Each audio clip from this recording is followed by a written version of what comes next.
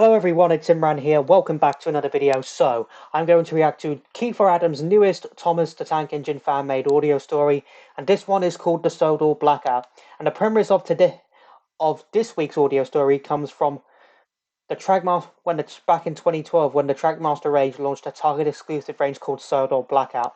And so, that's the inspiration he's got from this story. So, obviously, what's going to happen in this story, I'm going to be hit with a blackout, and it's up to Doug to sort it out. So, I think the last one that I what was the last one I reacted to? Was it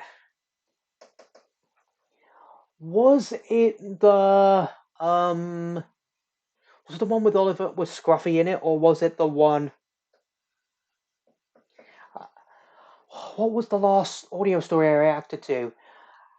I really want to know. That's going to bug me now, but I don't know. I can't remember. I think it was the Oliver and Scruffy one. If not, then that's how just bad my memory is. So, yeah, let's just see what he has in store for us in this audio story today. Link to the video and reaction in the description down below as always. So, without further ado, let's just get straight into this. Like I said, I always enjoy Kiefer's audio stories because how he based some of them off and how he sets them during the TV series canon. The Sodor Blackout, written and told by Kiefer Adams. It was a cool summer evening on the island of Sodor. Duck, the Great Western Engine, and Percy, the Small Engine, were returning home from a long day's work. It was getting dark when they entered Lower Tidmouth Station, but when the two engines passed through, all the lights, both outside and in, went off completely. "Goodness me!" cried Percy. "What's happened?" The two engines stopped suddenly. "I think there's been a blackout," said Duck. Percy was confused. "A blackout? It's when all the electricity shuts down all at once," replied Duck. "I remember something similar happening on the Great Western Railway. I never thought it'd happen here." Percy was worried. Me neither. "Will everything come back on?" he asked.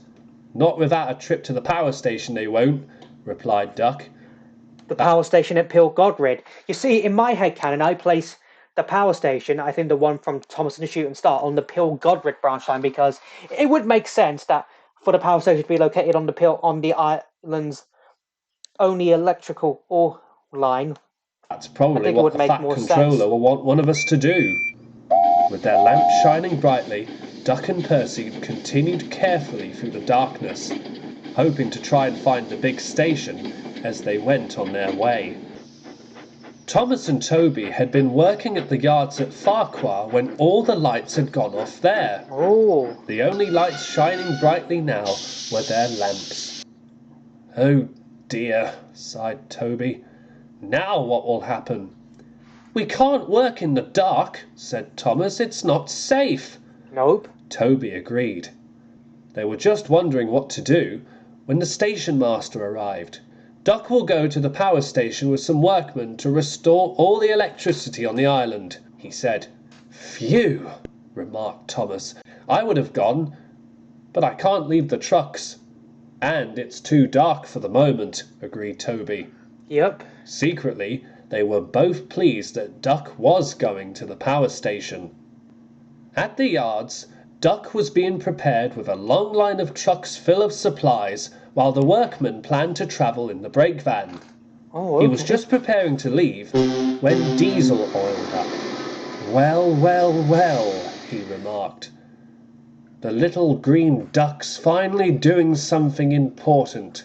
At least I'm doing some work," huffed Duck. "Yep, "You'd better watch your tone, Montague," Diesel hissed. "I am more important than—" "All right, that's enough." Mavis appeared. "Duck is doing something that will benefit the entire island," she scolded. "At least show—" I love the Duck and Diesel's rivalry. Those two, if you pair them up in a rivalry, it's just a match made in heaven. "Him some gratitude." Diesel remained silent. "Be careful, Duck," cautioned Mavis. "I hope you get to the power station safely." "Thank you," smiled Duck. He was at least grateful that someone was appreciative of what he was going to do. I'm pretty sure everyone else is as well. The power station was on the other side of the island. As he passed through Edward's station and made his way up Gordon's Hill, the only light besides his lamp was the starry sky above him. Yep. Must not let the engines down, Duck thought to himself. The island depends on their electricity and lights. He charged up Gordon's Hill with every ounce of steam he had. The trucks, being as silly as they were, tried to hold him back, but Duck didn't give up. The truck's always up to their effort, trick. Duck made it to the top of Gordon's Hill and managed to sail down the other side without any trouble. He just hoped that he would get to the power station soon. With each wheel turn, Duck hoped that the Sodor power station would be around the next corner. There it is, didn't right appear there. on its first or its second, but when Duck turned the third corner, there it stood. Yep. He could just about see the structure through the shining of his lamp. "I've made it," Duck gasped. His driver patted his cab. "Well done, old boy," he said. Yep. Well "I knew done, you'd Duck." get us through."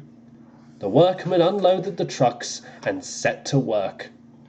Within moments, the power came back on and Sodor was thriving with electricity once more. Hooray! Thank goodness, sighed Duck.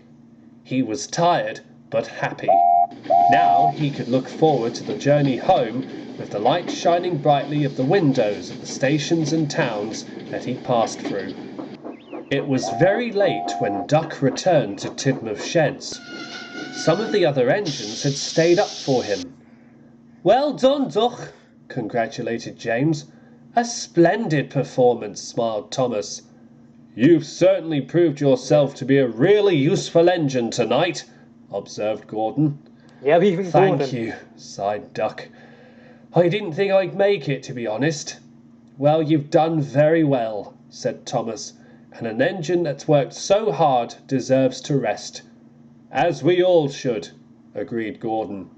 The engines soon settled down for the night, and one by one they fell fast asleep.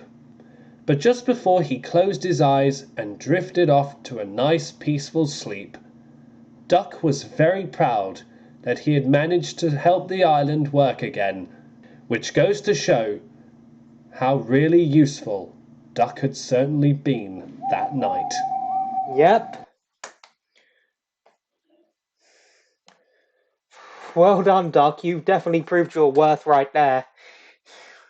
Oh, bloody Diesel, just trying to get you down. So, yeah, that was felt like a very, very typical hit error story feel to it, or a very typical series 6 or 7 story to it, where there's a problem and the character has to go and resolve it, and they resolve it in the end. But excuse me, it was nice that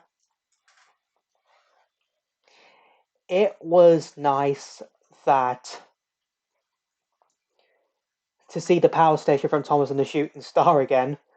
I mean, like I said, I locate the power station on the Pilgotrid branch because it's the island. It only makes sense that the island's power station is on the island's only electric railway. So, yeah, nevertheless, I still really enjoyed the story. Like how Kiefer based it off the story off a Trackmaster range, and yeah, just good